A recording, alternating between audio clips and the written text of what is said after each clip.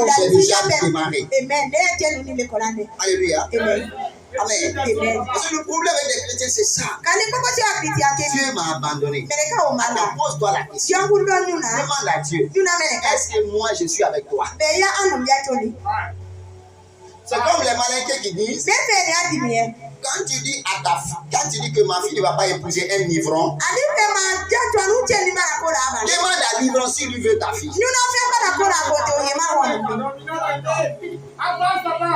Ok, moi ma fille ne va pas épouser un pauvre. Demande à un pauvre s'il lui veut ta fille.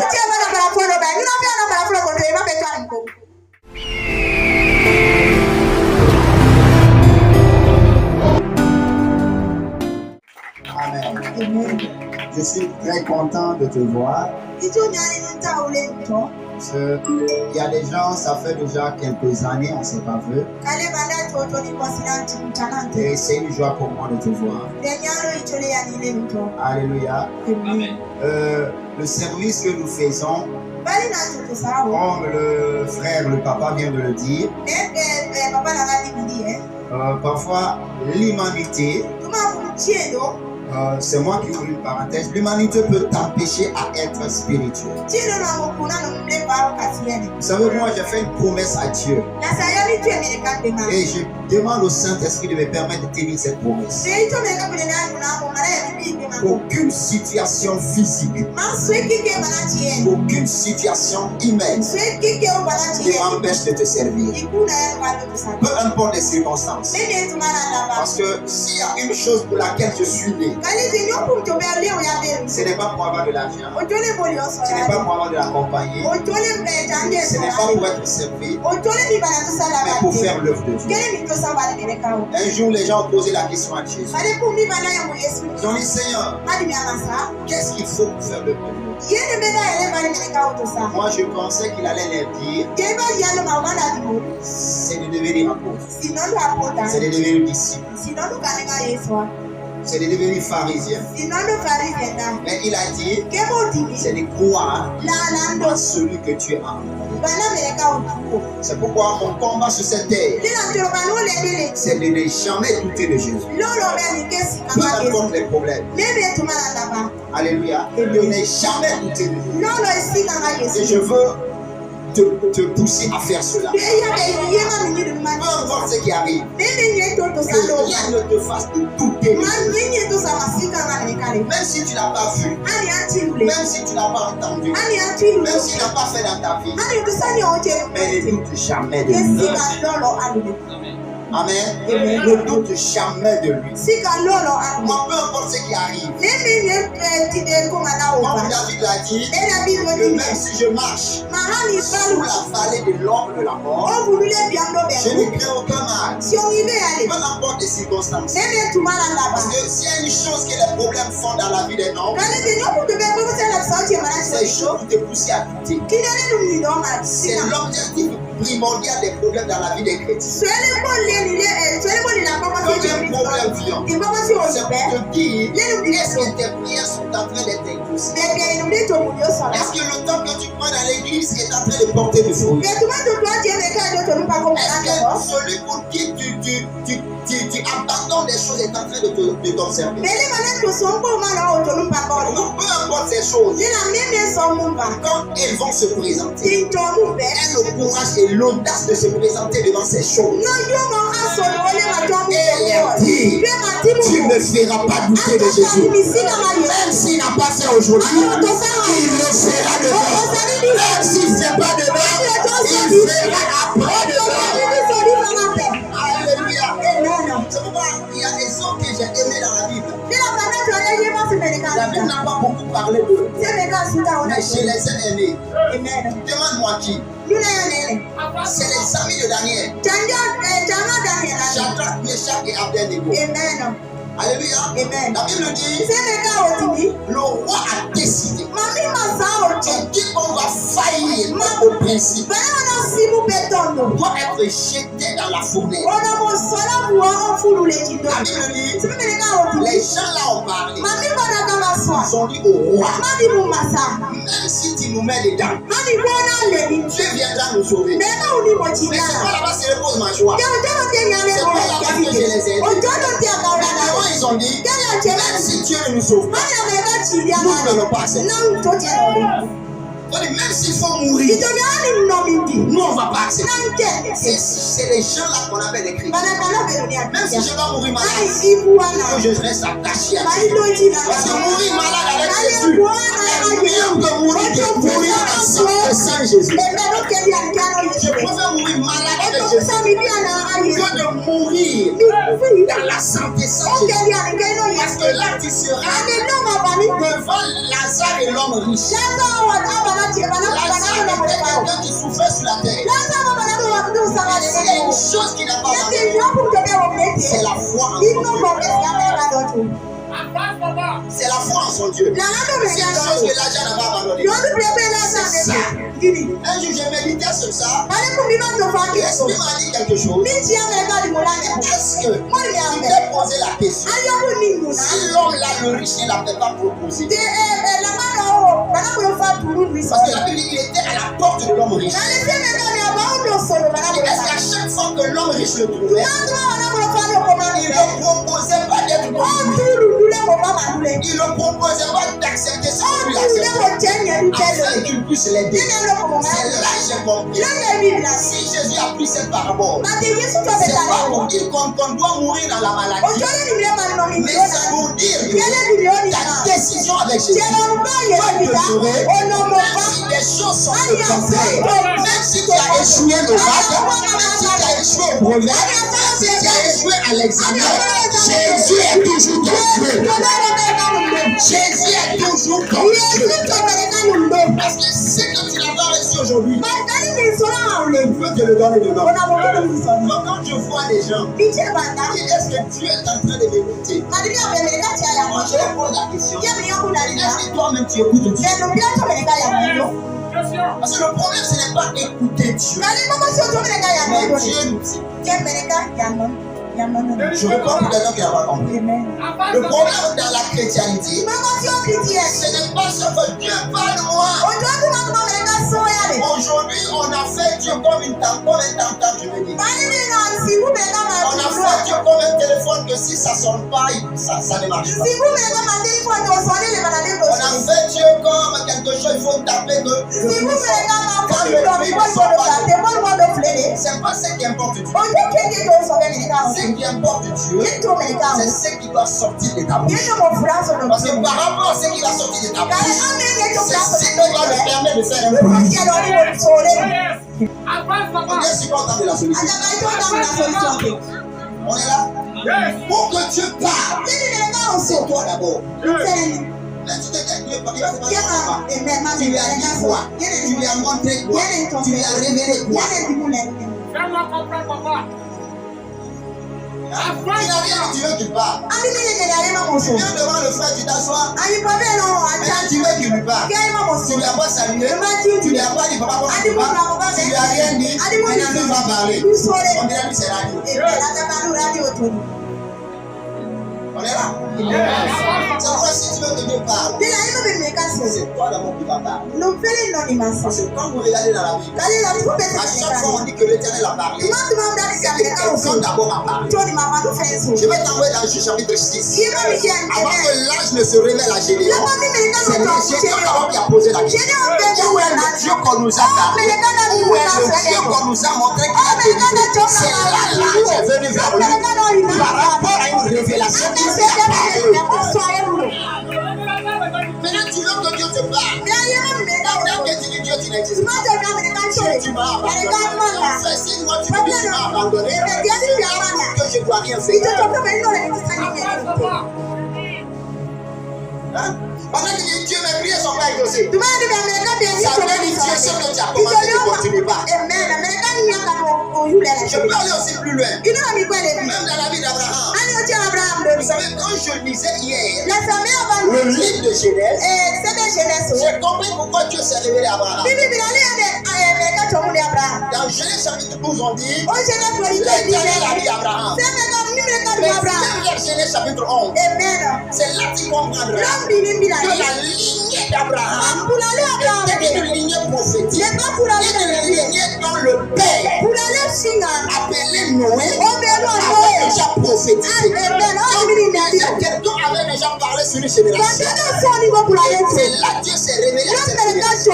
C'est pourquoi si tu veux, Dieu se révèle à ta vie. C'est toi d'abord qui dois parler à Dieu. Tu es devant des circonstances, c'est toi qui te couches. Amen. Si Dieu se couche, à qui la raison? Tu viens devant moi, tu t'en bats les mains, maintenant tu veux que moi je tends la main. Il faut que les gens, excuse-moi pour le terme, je sais que je suis au temps de la solution, il faut que les gens soient intelligents. Hein? Quelqu'un est là avec moi? Alléluia. Et Dieu, pour que toi tu parles, il y a des choses que tu dois. C'est pas mon objectif. Mais je veux t'incliner vers quelque part. Là où je veux aller afin que tu comprennes. Là où j'ai déjà démarré. Alléluia. Amen. Parce que le problème avec les chrétiens, c'est ça. Dieu m'a abandonné. Alors pose-toi la question. Demande à Dieu. Est-ce que moi je suis avec toi? C'est comme les Malaisiens qui disent, quand tu dis à ta fille, quand tu dis que ma fille ne va pas épouser un livron, demande à livron s'il lui veut ta fille.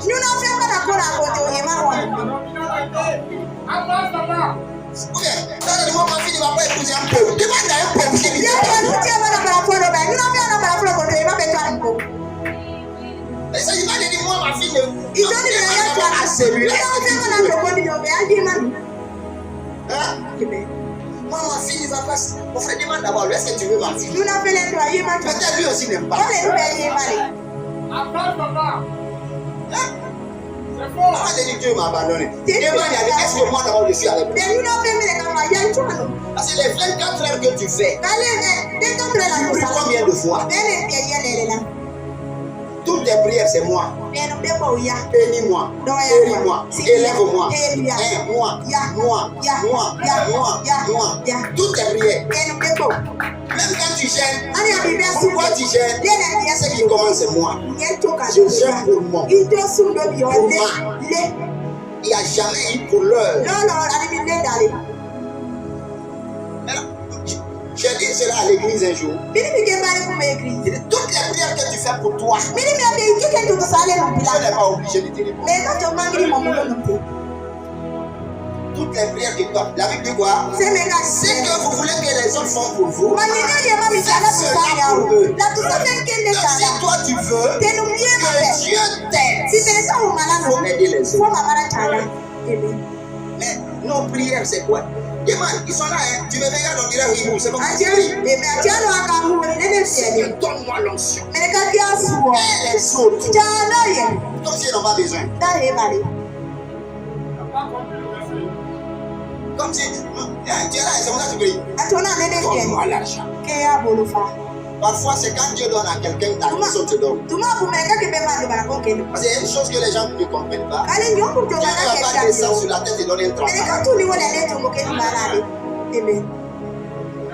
Qui a vu Dieu dans un bureau, il est allé, Dieu lui a dit, je te donne le travail. C'est un homme que tu trouves. C'est pourquoi la Bible dit que Esther avait une onction. Appelée la faveur. Tout le monde la regardait, avait envie de l'aider, de l'attirer. Et c'est pourquoi j'ai compris pourquoi Job.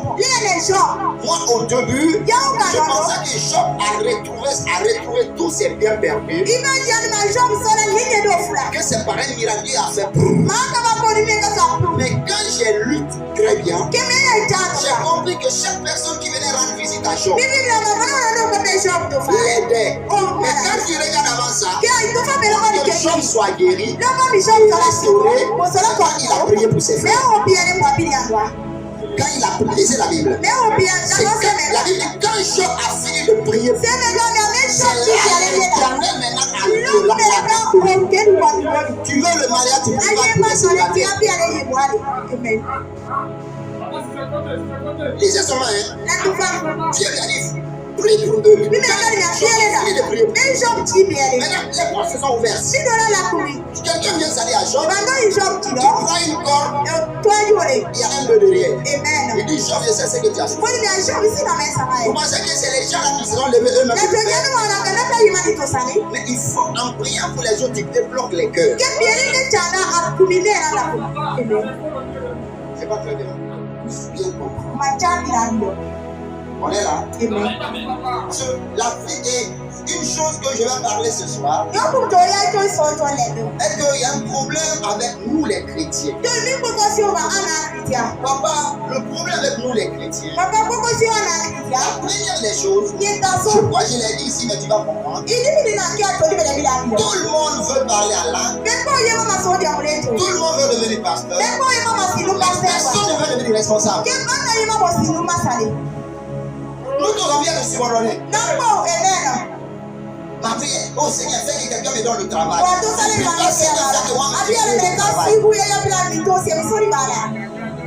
Seigneur, je veux que quelqu'un m'aide. Seigneur, fais à travers quelqu'un. Si tu comptes sur quelqu'un, ça que quelqu'un aussi compte sur toi. C'est pourquoi dans l'église, on a beaucoup de moyens, mais on n'a pas de leader. Il n'y a pas de leader. C'est pourquoi, et le dimanche, j'ai commencé ce thème-là à Kisleco. Le leadership spirituel. Il faut que nous, les chrétiens, nous voyons plus haut. Quand tu demandes un chrétien ici, qu'est-ce que tu veux? Pasteur. Une sœur, qu'est-ce que tu veux? Femme du pasteur. C'est la plus grande des choses qu'il cherche. Un jour, Jésus a dit à ses disciples, jusqu'à maintenant, vous n'avez pas encore décidé. Je dis à Jésus, attends. Pierre et les autres demandent un miracle. Donc là, ils n'ont rien demandé. Pierre a dit, je veux marcher sur lui. Donc ils n'ont rien demandé. Les gens ont demandé de la guérir. Donc ils n'ont rien demandé. Jésus a dit, jusqu'aujourd'hui, que je vous ai raconté. On n'avait rien demandé. Personne n'a demandé d'être un leader. On va aller Simlatimo. Amen.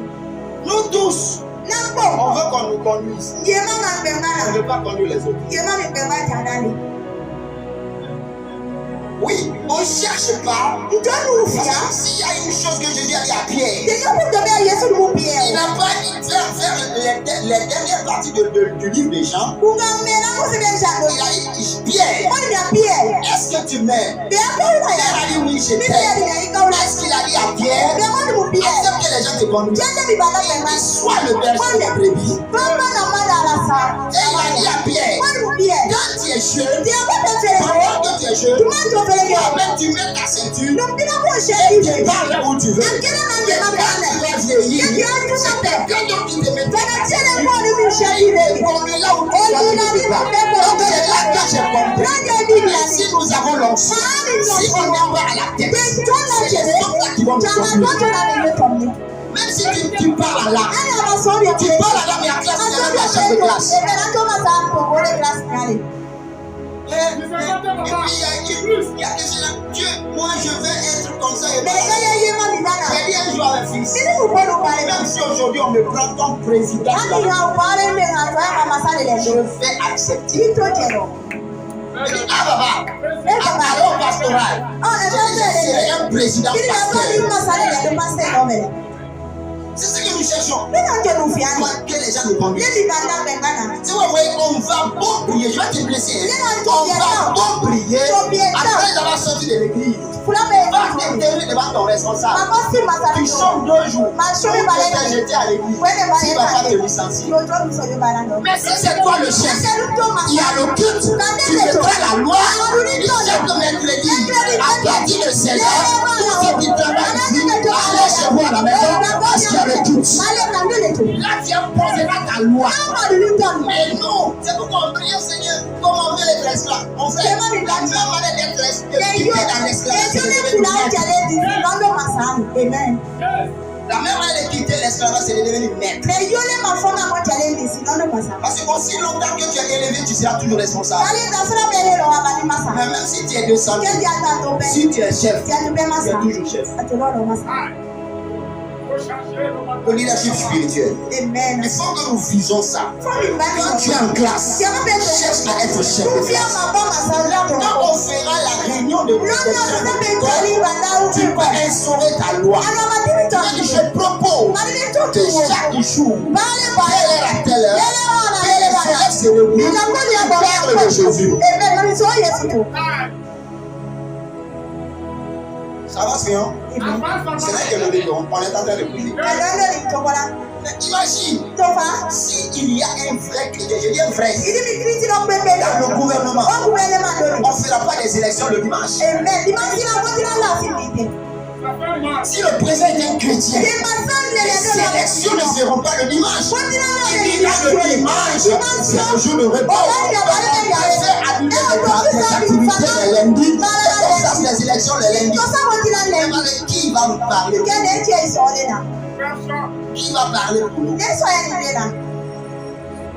À la justice, qui parle pour nous? Les pasteurs sont emprisonnés. J'ai été peiné quand j'ai entendu qu'un grand frère, quand je côtoie beaucoup, certains ne le connaissaient pas. Je le connaissais, qu'on appelait l'apôtre Saint-Jean. C'est Saint-Jean. Il a moins. On l'a mis en prison. Je ne sais pas maintenant là. Juste au mois de mars, quand j'étais à Conakry, il n'a pas été libéré. Parce qu'il n'y a pas quelqu'un devant qui peut se lever. Il ne peut pas emprisonner le pasteur. Allez emprisonner le marabout. Allez emprisonner l'imam. Si les gens ne vont pas se lever, l'imam ne va pas être emprisonné. Parce que là, il y a quelqu'un devant. Toi, il y a qui devant? Toi, il y a qui devant? Qui va défendre les autres un jour? On cherche tous les deux pasteurs. Qui va défendre les pasteurs? On l'envoie à la police parce qu'il va prêcher à une qui va se lever pour dire non, c'est un pasteur. On ne doit pas l'emprisonner. C'est un pasteur. Qui va se lever? Parce qu'à la police, il n'y a pas de chrétiens. Il faut des gens qui vont se mettre à l'aise à l'église, ils viennent à la maison. Amen. Il faut que nous visons plus haut. Lisez dans la Bible. Qui était roi en Israël? Qui pour la première fois a regroupé les 12 tribus. C'était un païen, c'était un animiste, c'était qui? Un homme de Dieu. Le roi que j'aime dans la Bible, je l'aime plus que David. Il est appelé Josias.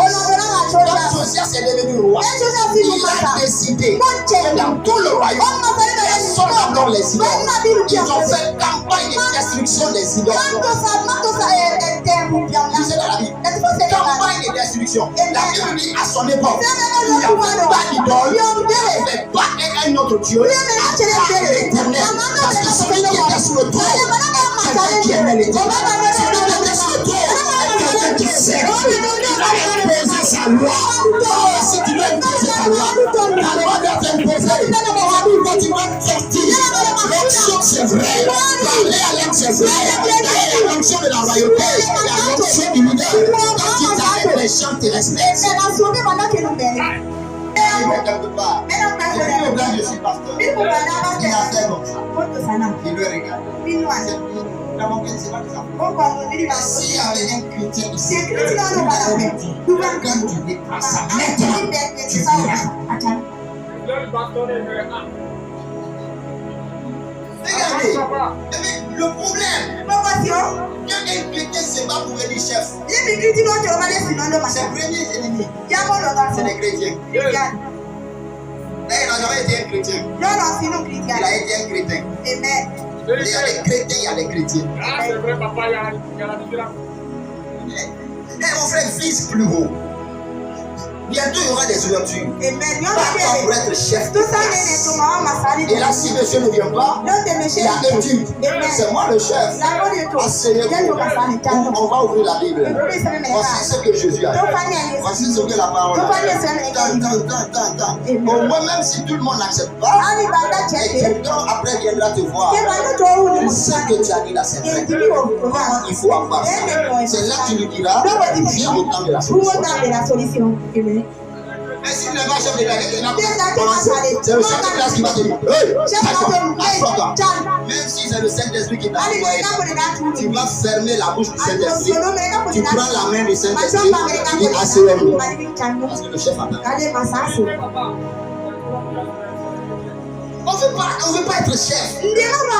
Demande les sœurs ici. Demande aux frères. Tu diras, moi je vais être président de la République. Ou même au préfet.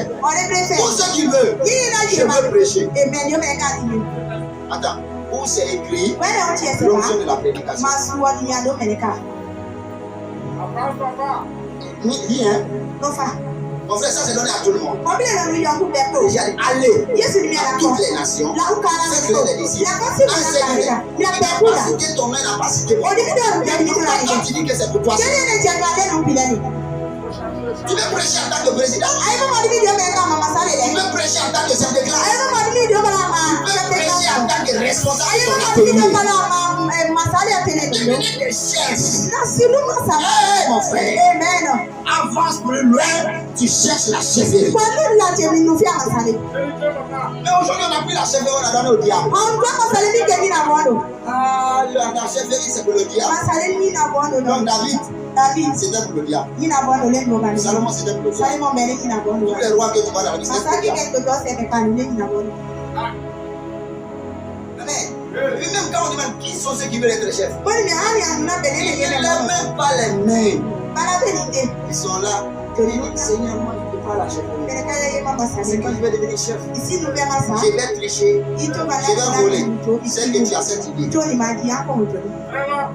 Et tu penses que tous les chefs trichent. Seigneur, mon frère, toi tu veux aller pour changer la loi. Si tout le monde triche, c'est moi qui suis chef. Imagine, je suis le chef d'une banque où les gens substituent l'argent. Maintenant, quand je suis chef, je suis chrétien. Chaque matin, je viens, je prends un verset qui parle contre la tricherie. 5 minutes, je vous prêche. Maintenant, alors, tu vas voir l'argent.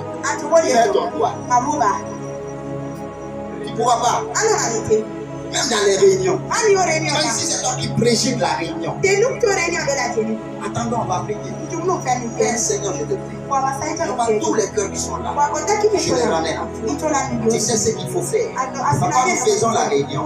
Dirige la réunion. Ton esprit travaille. Après cette rencontre, afin que quelqu'un puisse savoir que c'est toi qui es. Amen. Fais cette prière 5 fois. 5 fois successivement dans chaque réunion. Quand quelqu'un viendra te voir, un jour tu deviendras chrétien.